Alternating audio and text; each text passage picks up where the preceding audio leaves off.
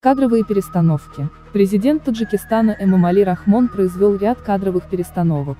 Президент Таджикистана Эмомали Рахмон снял с должности глав 3 городов и 1 района, сообщает пресс-служба главы республики. Зарина Давлатзода сменила Санавбар Самизода на посту мэра города Левакант.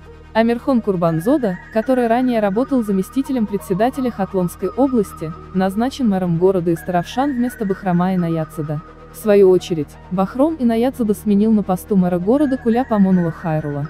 А Саид Якубзад занял пост главы района Джими сменил вместо Абдуджабора Бахадурзода. Пост первого замминистра мелиорации и энергетики также покинул Султон Рахимзада.